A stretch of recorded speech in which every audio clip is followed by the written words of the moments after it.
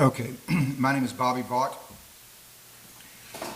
Don't forget to hit the subscribe button so you know when the next video comes out. I'm doing like a couple of videos a day now. So yesterday, there's two parts of this channel, okay, basically. There's the political side and then the investing side. I try to keep the investing side of it very apolitical because I want it to be something that anyone could benefit from without getting turned off by the politics, okay? So I try to keep those things kind of separated.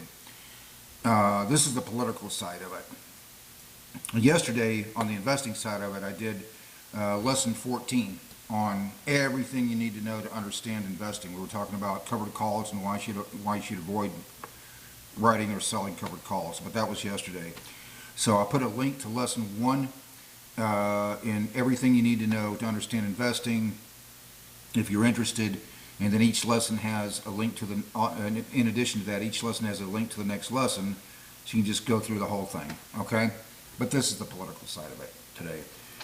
Candace Owens is overrated, and I mean really bad. She overrates herself.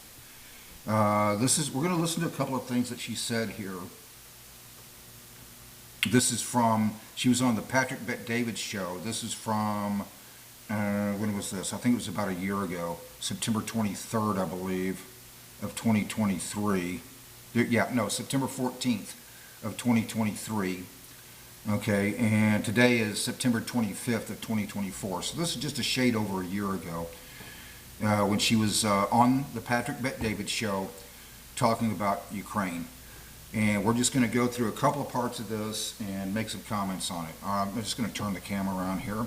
And this first part was almost 2 minutes long, so I'm just going to let her speak, go through the whole thing, make sure nothing's taken out of context here, listen to what she has to say, and then we're going to comment on it.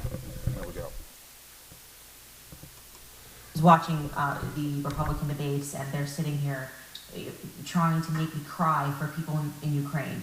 Are you kidding me? Are you kidding me? Have you looked around America yet? Do you really think that this is what the people at home are going to respond to, perpetually telling them that they have to care about another nation more than their own backyards, that they should be caring more about what's happening in Ukraine, and Chris Christie trying to pitch it, and Pence trying to pitch it, and Nikki Haley, we need to be the police officers of the world and we can't even police her. We can do both. No, we obviously can't. Like, have you walked down the streets of Los Angeles? Have you walked down here? We clearly, obviously can't do both, right?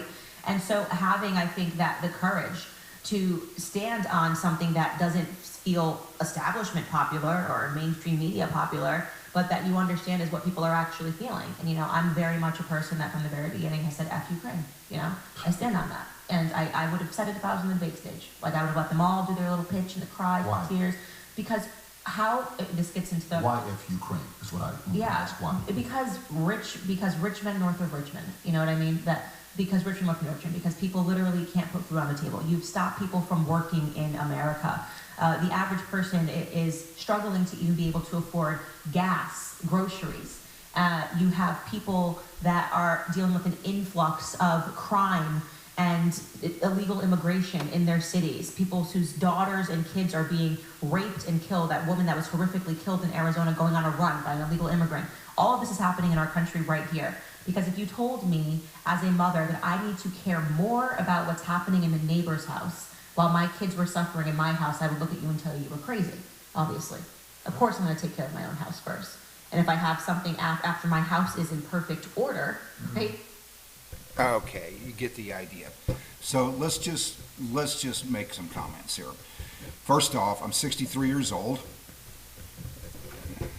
Camera back there. Okay, I'm 63 years old. I've been following these issues since the mid-70s, when I was like in mid-teens. I was the guy that I would read.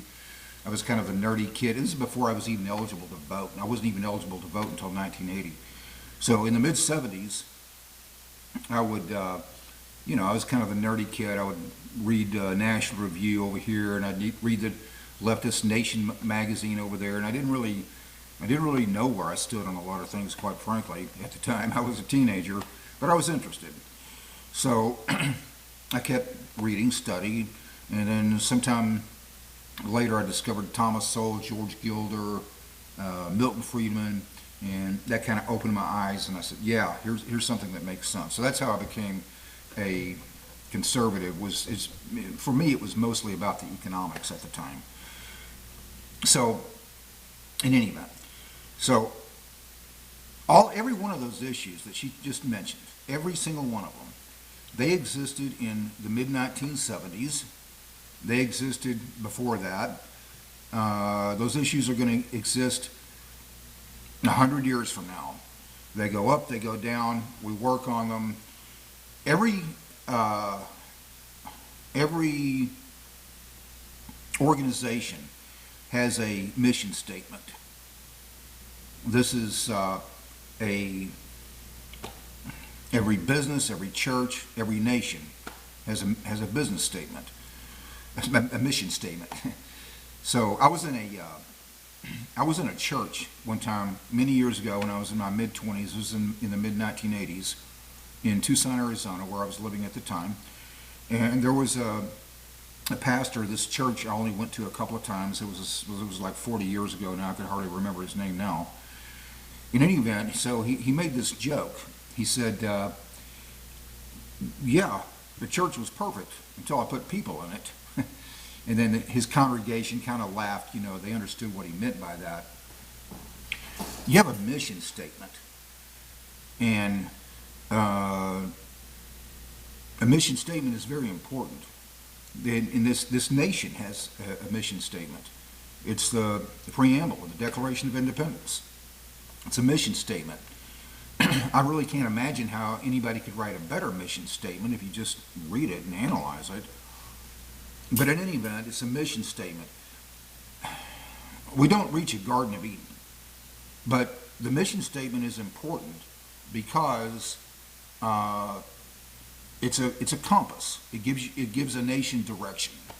Okay, so here's Candace. She's talking about all of these other issues. Here's what she's doing. Imagine the entire alphabet is, from A to Z, is government spending. Okay? So what she's doing is she's taking, let's say the U in that alphabet represents Ukraine. What she's doing very conveniently here is she takes the U, spinning on Ukraine, and uses that to blame every one of our problems on the U. That's baloney. These issues are going to be there for a very long time. And think about what she said here. Let me just back it up just a few seconds here. I want to just analyze this for a second. Let me just back it up about 7-8 seconds here. Listen to this one more time here, what she says. While my kids were suffering in my house, I would look at you and tell you were crazy, obviously. Of course I'm going to take care of my own house first. And if I have something after my house is in perfect order. After my house is in perfect order. She didn't say in order. She says after my house is in perfect order. Let me ask you a question. You watching this video, anybody. Has there ever been one time in your life when your house was in perfect order? When your life was in perfect order? No, I didn't think so. Everybody has a problem at every moment in their life. There's always something. It could be a big problem. It could be a small one, relatively small problem. But your life is never in perfect order. Okay? So this is her analogy. She's using this analogy about after, I have my own house in perfect order, then I can think about helping my neighbor. That's her analogy when it comes to Ukraine. Really? Okay, fine. Well, let's use that analogy then, Candace. When your neighbor comes to you and says, you know what, I just burned my hand, had a kitchen accident, and I burned my hand, and I can't find my phone, and can you give me a ride to the hospital, or at least make a phone call for me, something. It's probably not the best time to say, you know what, I would help you, but I was about to go online and pay my electric bill, and besides, I haven't finished my laundry yet.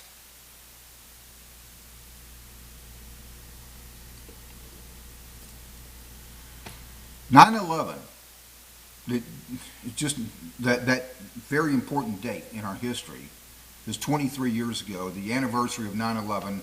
This is September 25th, so it would have been 23 years and 2 weeks ago. Exactly 23 years and 2 weeks ago. Every year we say never forget. Never forget what? Let's finish that. Well, we could think of a lot of things actually, but here's one thing we should probably never forget. We asked for the help from the entire world. We did. We even made up a phrase: you're either for us or against us. We needed information. We needed a lot of things. We made up a phrase: you're either for us or against us. What are you doing to help? The United States asked for the help of the entire world. And you know what? Not one of those countries that we asked for help from had their house in perfect order at the time. It doesn't happen. See, isolationism is very easy until you are the one who gets punched in the face. Or a house in perfect order. After I get my own house in perfect order. Yeah, good luck with that, Candace Owens. I'm 63 years old. I've probably been around a couple more years than she has, but I can tell you, your house is never going to be in perfect order. It's not going to happen. Good luck finding your Garden of Eden, Candace. I wish you luck with that. Let's just advance up here because I wanted to look at we're going to just look at a couple of other things here. We're going to advance up to about right there. Listen to what she says here. Candace Owens was really good. She was really good when she focused on things that she understood. When she was, she made a great muckraker reporter when she was doing that documentary about BLM. And they jokingly called it Buy Lavish Mansion, because that's what it was, and she was explaining where all the money went, and it was just a business, and that's all it ever really was. She was really good when she focused on things like that. And then she got out of her element. She suddenly decides that, based on, I have no idea what, she suddenly decides that she's some kind of foreign policy expert. She isn't. She's overrated. Let's listen to what she says here. Right? And then you say to me, hey, they need help. That's just common sense. But if my house is in complete chaos and my kids can't eat and my kids are struggling, how dare you tell me that it's wrong? Sorry about that. Is actually a threat to the United States. I wanted to go to right here. Yeah, that was the right policy to have, an actual peace policy, you know, that we should be respecting how people want to run their own countries, right? And also trying to have strategic relationships, strategic partnerships with them. That is what makes sense to me. I believe in national sovereignty. I believe that Russia has the right to run its country the way that it wants to run its country. I believe Iraq, Iran, America, the Everybody except Ukraine, I guess. United Kingdom. I don't want to be, you know, we want to be out. We don't want to be a part of the European Union. All the European Union, these concepts of trying to say, to globalize us and say this is how everybody must think. In America, we can't even decide on how we all want to think. You know what I mean? Southern principles and values compared to New York City and LA is something that we can't seem to figure this out. Can I give you perspective? I want to get your perspective on this. So, you know, your Daily Wire, I was just with Ben. Okay.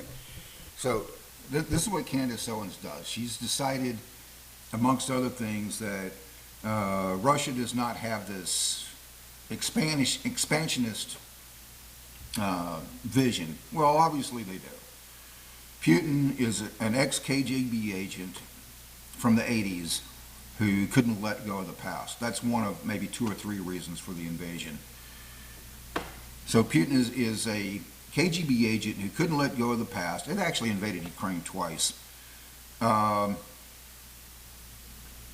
so here's Candace Owens suddenly decided she's some kind of foreign policy expert, doesn't have, Russia doesn't have expansionist type vision other than invading Ukraine. Oh, not other than that, of course not. Well, yeah, that's already an expansionist vision. This is an agreement that was made in 1994. Ukraine gave up their nuclear weapons in exchange for obtaining independence from Russia, and this has just been a couple of years or so after the Soviet Union disintegrated. And that was the agreement that Russia made. And by the way, just on a side note here, another lesson to be learned from that, for anybody else in Europe that has them, don't give up your nukes. Under any circumstances, just don't. Very highly improbable Russia would have invaded had Ukraine still had those nuclear weapons. And even if they had, Putin would not be able to use the threat of nuclear as leverage. Okay, but that's getting off on a little bit of a tangent here from where I wanted to go here.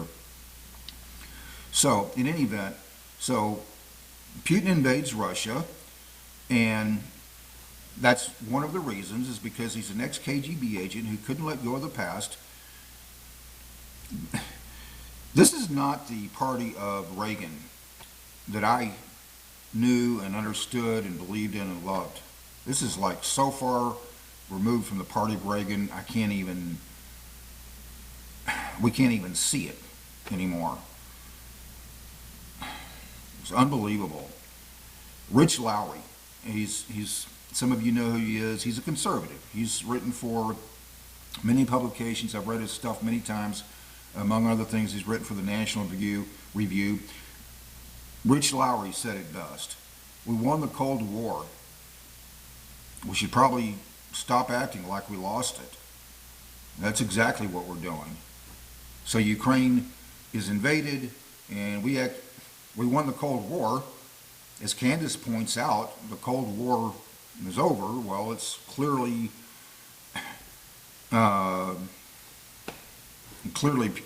Russia just invaded again. But in any event, we won the Cold War. Stop acting like we lost it. Seriously. That's my frustration with the Republican Party that I've identified with politically more than anyone else by far. My frustration with this Republican Party today, it's just mind-numbing. At another point, I don't think she said it here in this interview with Patrick Bet-David. This was done just a little over a year ago, or maybe she did, I'm not sure. But in any event, very early after Russia invaded, Candace Owens gave this argument.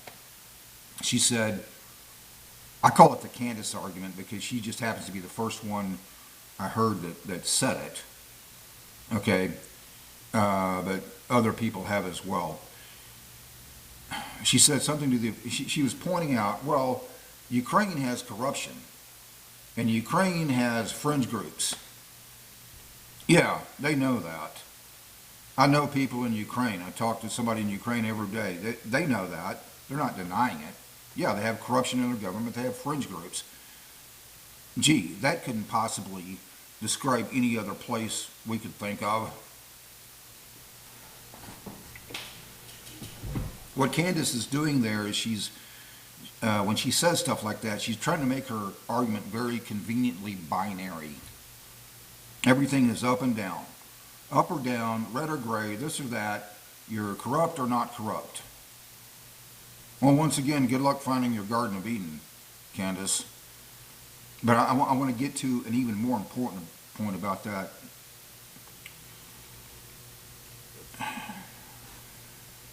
It's interesting to me how conservatives, of all people, I consider myself a conservative, kind of a liberty-minded economics guy, okay, for a reason I talked about that early in this video, in this presentation. It's interesting to me how a conservative, of all people,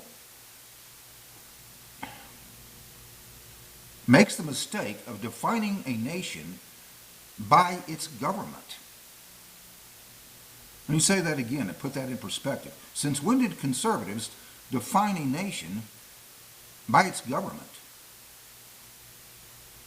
I know these Ukrainian people. They were looking west, not east. They were looking for a more market economy, not less.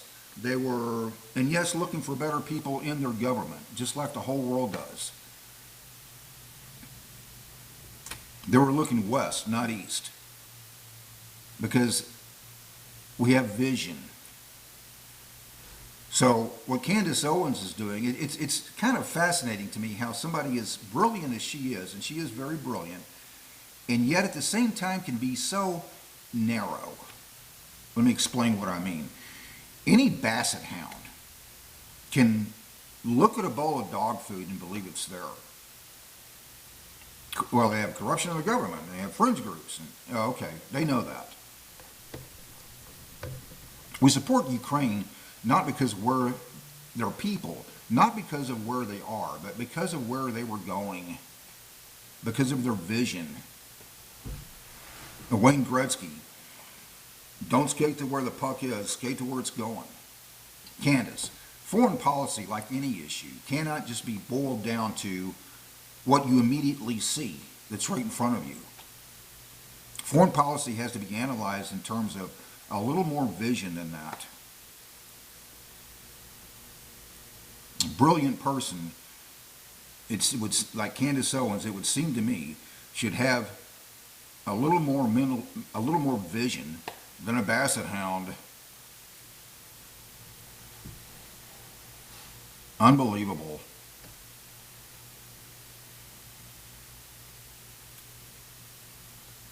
Candace Owens is overrated. She was real good, like I said, when she stuck to things that she knew, and then she got outside of her element, and I mean really bad. In any event, regarding the investing side of this YouTube channel here, and I try to keep that part of it. There's two different parts of this channel: the political part and the investing part, basically. So I try to keep those two things separate. Regarding the investing, this was the political part. Regarding the investing part, just finished lesson 14. Did I mention this already? I think I did. I just finished lesson 14, everything you need to know about investing, to understand investing. I put a link to it in the description below. If you're interested, there it is. There's a link to the first lesson, and then each lesson has a link to the next lesson, so you just go through the whole thing, preferably with a lot of vision, not just seeing what's immediately in front of us. Unbelievable. Okay, so there it is. Until next time, hope life is treating you well. See you then.